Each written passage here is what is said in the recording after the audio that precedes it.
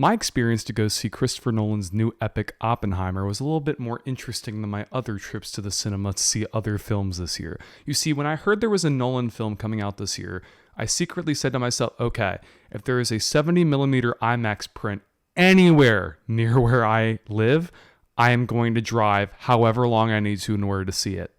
And to my luck, there was a theater about a couple of hours away from me, in fact, several hours away from me, that was playing it in IMAX 70mm. I was struggling internally to really think about whether it was worth it or not. I'm like, should I drive several hours to see it in this format, or should I just wait, watch it in digital IMAX?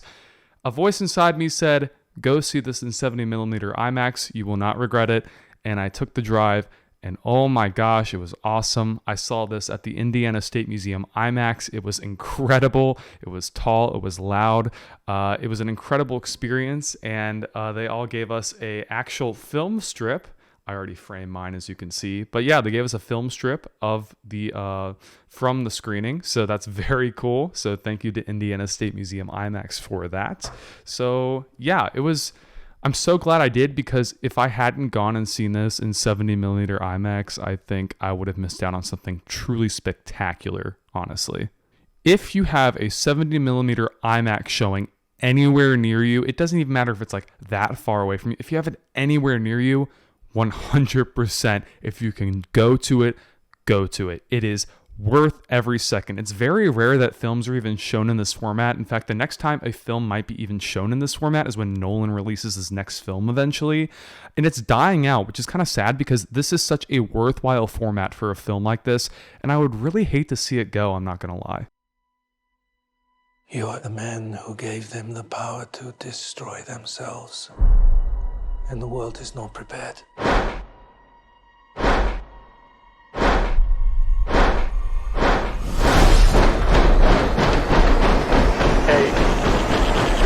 7, 6, 5. So let's just get into the review of this film. First, I want to talk about the 70mm IMAX experience.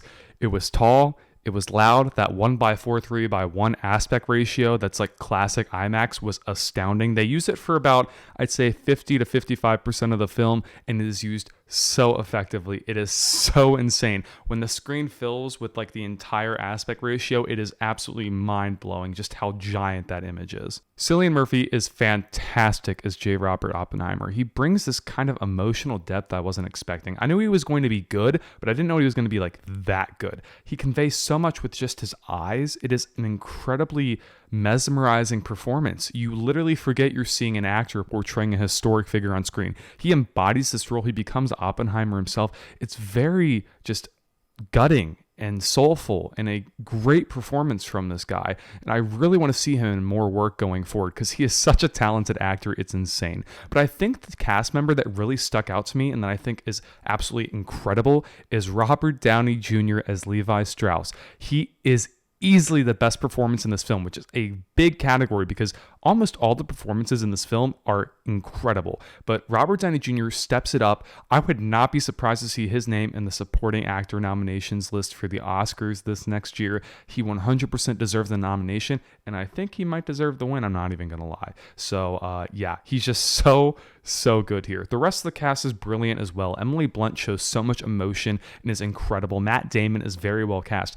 And there's a lot of little cameos of famous people that you wouldn't expect to be in this film, but it just kind of proves how Nolan can literally get any actor to work with him because he's freaking Christopher Nolan, including Roderick from Diary of a Wimpy Kid. I saw him and I almost flipped out. And it's even cooler that Christopher Nolan apparently knows about his existence as the Diary of a Wimpy Kid character due to this clip. I grew up watching Roderick Rules. Yes, Roger Rules. Yes. Yeah. I just want to say on a side note, it's hilarious how this implies that Christopher Nolan has in fact seen Roger Rules, which is the funniest thing I have heard all day, and I am going to be continuing to think about that for years to come. The music score is sublime. It's very soulful. It's like a gut punch every time it ramps up in dramatic scenes. It is so well conceived and it embodies this film. It's just what this film is is. It's so good. The sound design is also very tense and well done. It's very effective. It keeps you on the edge of your seat and it makes your heart race. It is well done. It's a lot of loud, in-your-face noises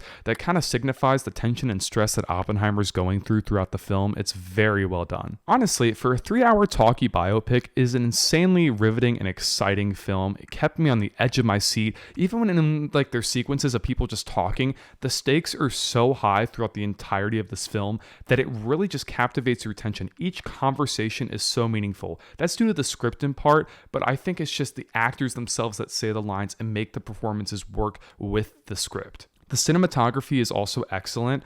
I did see it in 70mm IMAX, so I might be biased on that little tidbit right there, but in the film, when I saw it in 70mm, the black and white sections, you could see like the grain of the film and you could see the flash of the projector. So it literally made me feel like I was watching footage from that time period when those sections happened. So it was absolutely mind-blowing. It just immersed me so much more into the film. Now, I think this film is phenomenal, but my only nitpick with this film happens in the last hour. The last hour is like the receding action of the film. It's excellent throughout. Don't get me wrong, the last hour is phenomenal. Like, this entire film is insanely good.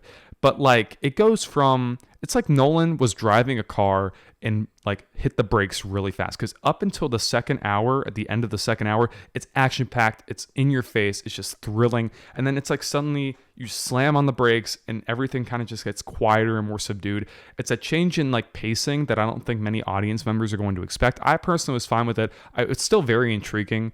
It's very tense, it's very well written, but it's just a little bit slower in the end. So keep that in mind when you're watching. It's still a worthwhile film, but it will slow down in the end, and you need to be prepared for that in order to fully, enjoy this film. All in all, Oppenheimer is a fantastic film from Christopher Nolan. I cannot wait to see all the awards buzz surrounding this film. And yeah, I just loved it so much. I would give Oppenheimer a 98 out of 100. Thank you guys so much for watching this review. If you're new to the channel, please hit the subscribe button down below, like the video, and turn on push notifications so you can be notified whenever I upload a new video to this channel. With that being said, this is Mitchell signing off. Peace out.